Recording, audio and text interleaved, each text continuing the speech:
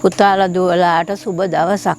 අද මම මේ කරන්න යන්නේ ගිය සතියේ දාගත්ත මාළු ජාඩි බවට පත් වෙලා.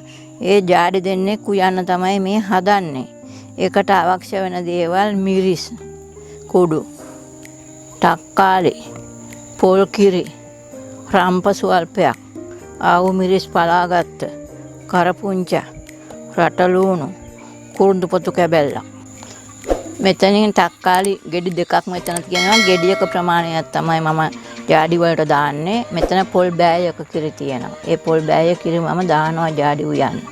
අපි මේ ජාඩි ටික හදාගන්නේ කොහොමද කියලා බලමු. මේ මට ලුණු දාන්න උවමනාවක් නැහැ. රස බලලයි ඕනනම් ලුණු දාමන්න.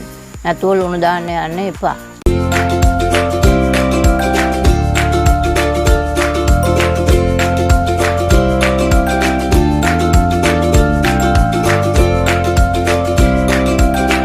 මේ ජාඩි මුලින්ම හොදා ගන්නවා. කලිනුත් හොදලා තමයි තියෙන්නේ, දැනුත් හොදනවා.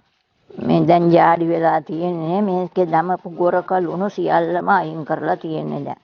දැන් හොදනවා උයන්න.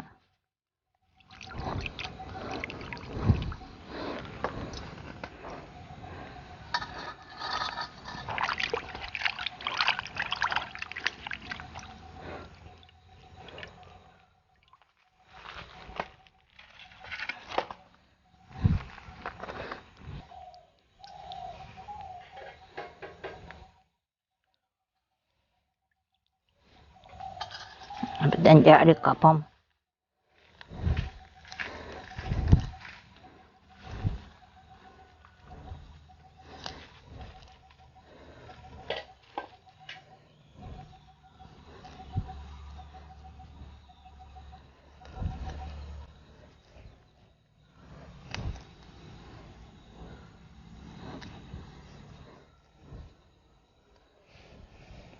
Ratulunu මේ දමන්නේ ජාඩියකට.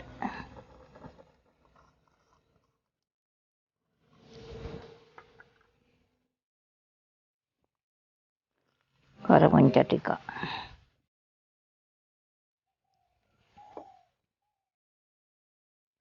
ආව මිරිස් පලාගත්.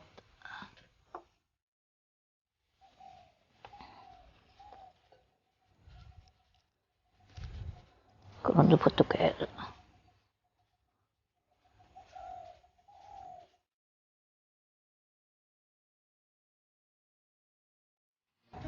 මිරිස් තේ හැඳි දෙකක් විතර තමයි දැම්මේ. ජාඩි ප්‍රමාණයට රම්ප කෑල්ල දෙක තුනක්. දැන් පොල් බෑයක කිරි මේ ජාඩියකට දානවා අපි උයා ගන්න.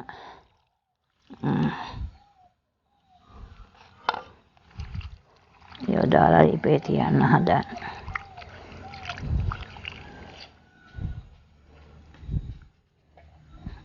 අපි දැන් මේ ජාඩි ඉපේ තිබ්බා.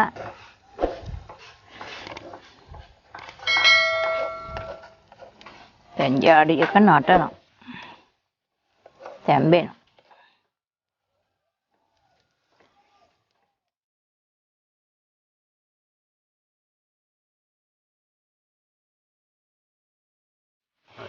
දැන් ජාඩි විනාඩි 10කට විතර පස්සේ තැම්බිලා කියන්නේ අපි තක්කාලි ටිකකුත් දානවා මේ ජාඩියකට.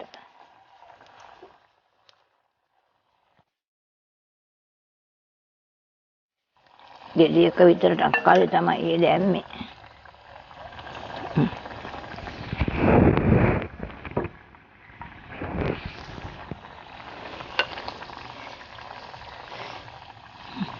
දැන් ජාඩියක බා ගන්නයි හදන්නේ. අන්න දැන් උයාගත්තු ජාඩියක මේ.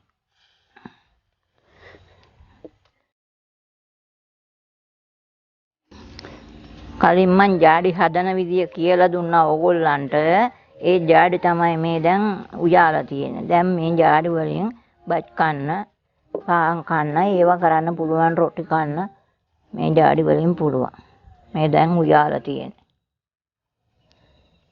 මේ අලුත් මාළු ගෙනල්ලා ලුණු දාපු මාළු කොටසක් මේවට තමයි ජාඩි කියලා කියන්නේ. දැන් මේ ජාඩි කෑම කන විදියට කන්න බත් එක්ක කන්න පුළුවන් ක්‍රමයට උයාලා තියෙනවා.